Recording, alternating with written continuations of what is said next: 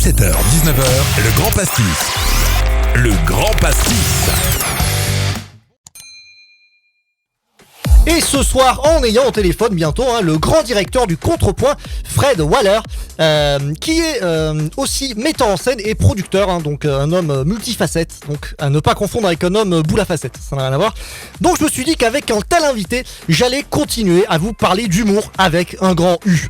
En effet, la semaine dernière, je vous parlais de Aurélien, et notamment de son comédie club, Villeneuvois, le Good Vibes. Mais là, on parle de notre rendez-vous incontournable du Lot-et-Garonne pour découvrir des humoristes, le Contrepoint Café-Théâtre. Alors vous allez me dire, oui, mais qu'est-ce que c'est concrètement un café-théâtre ? Et je vous avoue que je suis rassuré que vous me posiez cette question, parce que vous m'auriez demandé, c'est quoi concrètement un contrepoint ? J'aurais été dans la merde.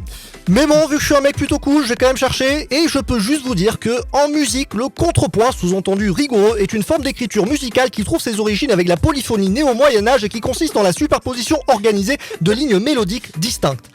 Voilà, j'espère que vous avez compris, parce que pas moi. Et pour ce qui est du café-théâtre, alors non, je vous arrête tout de suite, ce n'est pas une grande tasse à café où on pourrait jouer une pièce à l'intérieur. Et non, c'est juste un lieu, ou alors faudrait vraiment qu'elle soit très très grande quoi.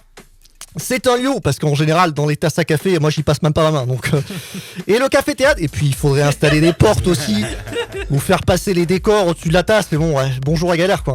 Maintenant arrêtez de me couper la parole, c'est pénible. Donc un café-théâtre, c'est un lieu où l'on peut y venir, soit pour voir du spectacle vivant, soit pour manger ou boire un coup. Soit les deux, parce qu'en effet, dans beaucoup de cafés-théâtres, on peut regarder une petite pièce de théâtre tout en sirotant un petit café, d'où café-théâtre quelque part. Et je parlais d'humour au début de ma chronique, parce que en plus du théâtre, les cafés-théâtres sont des passages obligés pour nous, les humoristes. Alors je différencie le théâtre et l'humour, alors que bon, nous sommes tous des comédiens quelque part.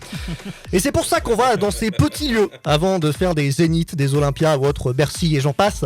Parce que justement, un café-théâtre c'est cosy, on s'y sent bien, en sécurité, dans une bonne ambiance, et c'est pour ça que certains se servent de ces lieux pour roder leur spectacle par exemple. Alors le rodage, chez nous, c'est juste le fait de préparer des blagues ou des sketchs en les jouant un maximum dans des petits lieux, pour justement éviter de tester des blagues pour la première fois dans un théâtre de 1000 personnes quoi. Par exemple Bigard au Stade de France, il a pas essayé les vannes quoi. Non, parce qu'il avait bien rodé tout avant. Oui, parce que faire un bide au contrepoint devant 50 personnes, ça passe. Bon, ça pique un peu mais ça passe. Je le sais, ça m'est arrivé plusieurs fois. Mais bider au Stade de France, c'est pas la même limonade, comme on dit. D'ailleurs, le rodage est très courant dans les comedy clubs aussi, avec notamment les stand-uppers. Et oui, maintenant je vais finir en parlant un peu de stand-up, parce que maintenant, ceci est tellement répandu chez les humoristes qu'on va forcément en retrouver dans les cafés-théâtres, comme le Contrepoint par exemple. Alors le stand-up, pour info, c'est juste le fait de faire de l'humour en s'adressant directement au public, contrairement au sketch de personnages, où on installe en général un quatrième mur entre le public et la scène. Le mur est fictif, bien évidemment, c'est une expression rien à voir avec la maçonnerie quoi. Sinon on verrait pas la scène, voilà. Donc stand-up, c'est de l'anglais et ça veut dire se tenir debout ou se lever. Alors bien sûr, vous pouvez faire du stand-up assis sur un tabouret par exemple, ou couché même, c'est pas la question, mais c'est juste que c'est complètement con comme idée. Et puis si vous êtes couché, on ne vous verra pas non plus, réfléchissez un peu.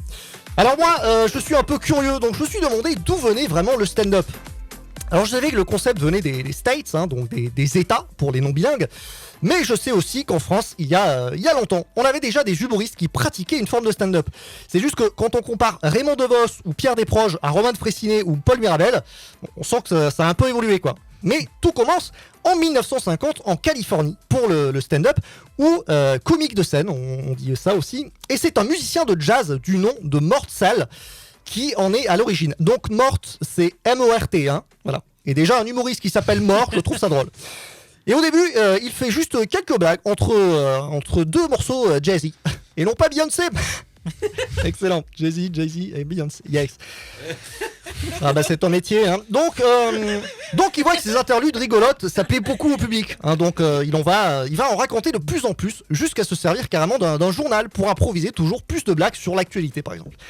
Il finira même par aller à New York pour tester tout ça sur un nouveau public, et le succès est immédiat. Ensuite, dans les années 60-70, on commence déjà à avoir des grands noms comme Lenny Bruce ou Richard Pryor. Et c'est dans ces années-là qu'on commence à avoir des scènes qui sont là que pour le stand-up, comme par exemple le Broadway Comedy Club ou encore le Gotham Comedy Club, où le Chevalier Noir teste régulièrement des vannes. Je sais pas si vous avez remarqué, mais Robin il porte des slips, ce loser. Oui, bon, après, c'est l'humour de Batman. Hein. Bref, depuis, les comedy clubs se multiplient et il nous reste toujours les cafés-théâtres pour voir différentes choses. Alors, merci à tous ceux qui nous permettent de faire des blagues, que ce soit debout, assis ou couché. Merci, c'est tout pour moi. Merci beaucoup, Ben.